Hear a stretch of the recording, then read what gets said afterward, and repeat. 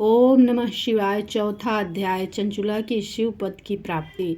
ब्राह्मण बोला, मुझे यह प्रसन्नता है कि तुझे समय पर ज्ञात हो गया।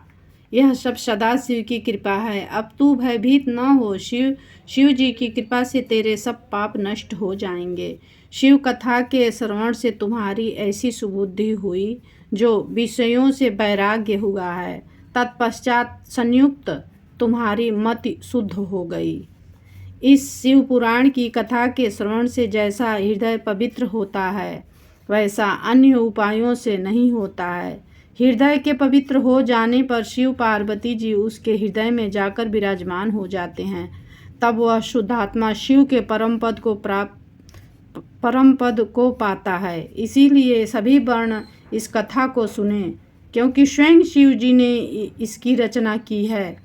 बहुत से पापी इसी कथा के श्रवण से शिव का ध्यान पाकर पश्चाताप करते हुए सिद्धि प्राप्त कर चुके हैं।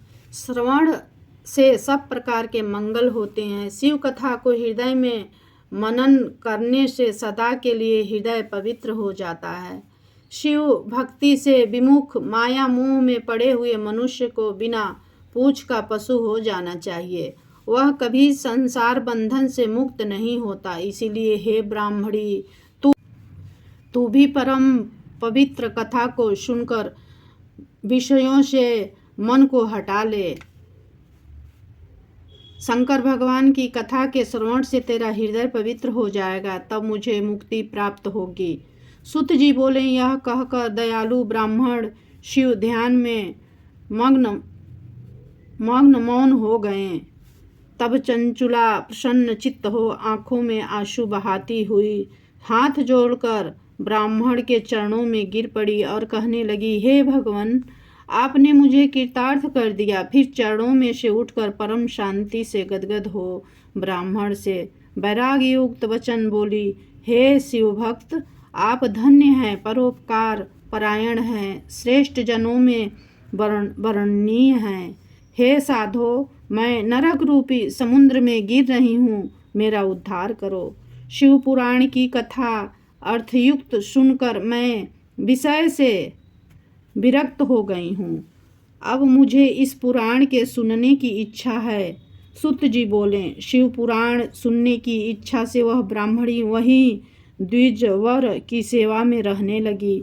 वह उसकी कृपा पाकर हाथ जोड़े सदैव उपस्थित रहती थी। उसकी रुचि देखकर पंडित जी उसे शिव पुराण की कथा सुनाने लगे। इस प्रकार उस महाक्षेत्र में श्रेष्ठ ब्राह्मण से शिव पुराण को उत्तम कथा उसने सुनी। भक्ति ज्ञान वैराग्य वर्धिनी एवं मुक्तिदायिनी कथा को सुनकर वह कृतार्थ हो गई। शिव की कृपा से शिव रूप का ध्यान उसने प्राप्त कर लिया। वह नित्य प्रति तीर्थ जल में स्नान करती, जटा तथा वलकल धारण कर लिए सारे अंगों पर भस्म रमाए रहती थी, रुद्राक्ष पहनती थी। वाणी का संयम एवं थोड़ा आहार करके गुरु उपदेश के द्वारा शिव नाम का जप करते हुए उसने शिव को प्रसन्न कर लिया। इस प्रकार शिव जी का ध्यान रखते हुए चंचुला ने बहुत सा काल व्यतीत किया। समय के पूरा होने पर भक्ति ज्ञान वैराग्य से युक्त इसने बिना ही कष्ट के देह छोड़ दिया। तब शिव गणों से संयुक्त एक शोभायमान दिव्य विमान स्वयं शिव ने वहां भेजा। शिव गणों ने इसे तुरंत विमान पर चढ़ा लिया और उस दिव्य अंगों वाली दिव्य भूषण पहने स्त्री ने शिवपुरी में त्रिलोचन महादेव जी का दर्शन किया। शिव करोड़ों सूर्यों के समान प्रभा वाले थे।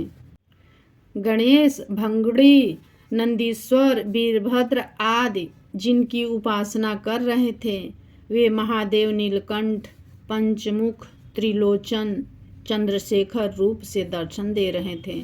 जिनके वामांग से विद्युत के समान गौरा जी विराजमान थी।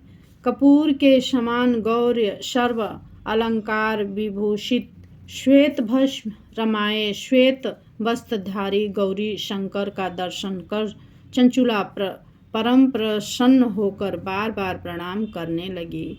श्री पार्वती जी ने तो उस चंचुला को दिव्य रूप देकर अपनी सखी बना लिया। वह परम सुखी हो गई। उस ज्योति स्वरूप सनातन लोक में उसने निवास प्राप्त किया।